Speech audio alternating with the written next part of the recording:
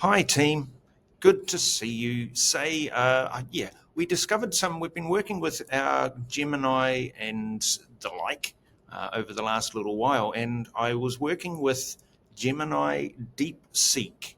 So I just wanted to have a quick show of something that I did. So this is gemini.google.com, so that's where you go. And it's in the 2.5 Pro version, okay? Now, this is where you click here and it says deep research. So if you are doing like an academic journal type level research, this is really fantastic. And I'm hoping that you will find it that way too. So what I did is I asked it to come up with a literature review about government policies that correct market failures. It's a very interesting topic for us who study economics. And this is what it came up with. So it took a little while. It goes through the steps. It shows you what it's going to be doing, what terms it's going to be defining, what sources it's going to be researching from. And then it has produced this. So it's got an introduction.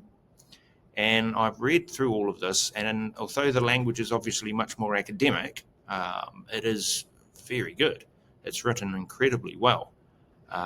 You've got little tabs here, so you can do learning more about those specific things with the link to it. All right, so here we go about economics with regards to the market failure. Now you've got structure and purpose of a literature review, because that's what I've asked it to do. What will the literature review do? All right, understanding market failure. Here's the theory. And again, if I want to learn more, these are the sites it has found information from. So key types of market failures, and all the way through it's got the little tabs showing you where it's gotten the information from. Now in theory you could then click into those tabs, but that will obviously pull me away from this particular site. And it went through, it's gone right the way through market failures, the problems with them, so even common pool resources, which is something that is, it's in our syllabus and it is quite difficult for students to get to grips with. Right, asymmetric information, it's in there as well.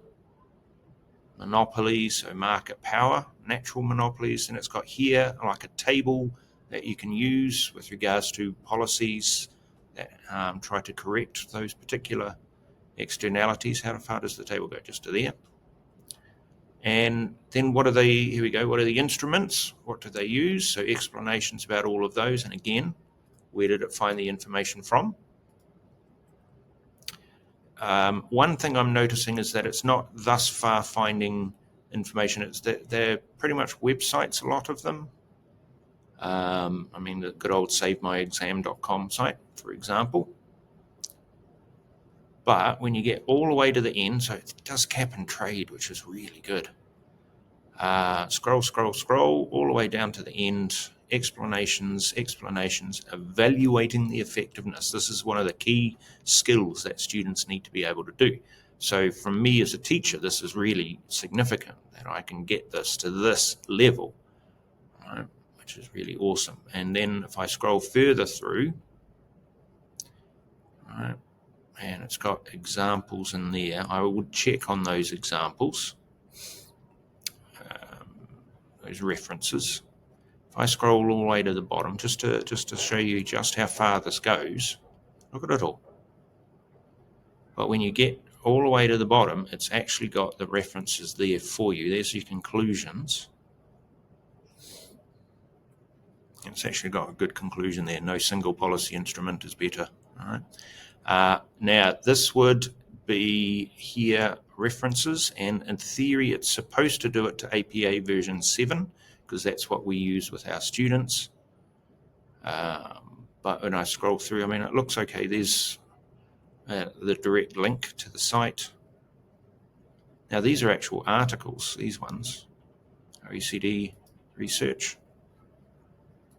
So again, you can go through and you can actually check the individual research and where it comes from. It's got DOI references.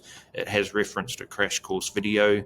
I'm not entirely certain about the academic level of rigor from a crash course video, but it does appear to be very good. And I would want to double check that these were all real references and that they actually did what we've asked them to do. That's a good one.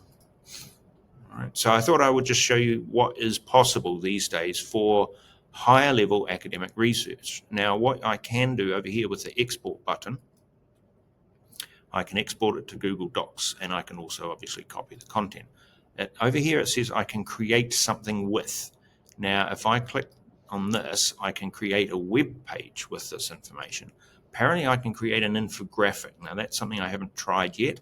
A quiz based on this information, or an audio overview. Now, that would be quite powerful, particularly for students if they were learning and this was their research that they'd done. It does say describe your own app. I'm not entirely sure what that will do, but that's quite a lot. I mean, a web page, it would create, I guess, an artifact, or it might give you just the HTML code, perhaps, with regards to that.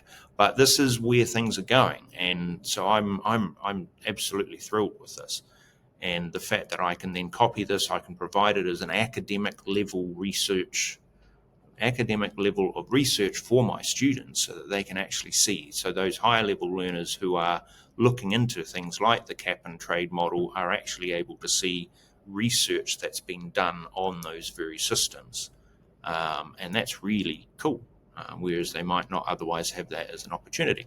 So anyway, I thought I'd show you this. This is gemini.google.com. This is using the deep search or the deep research tool, right, aspect. So you do have to click on that, otherwise it doesn't give you this.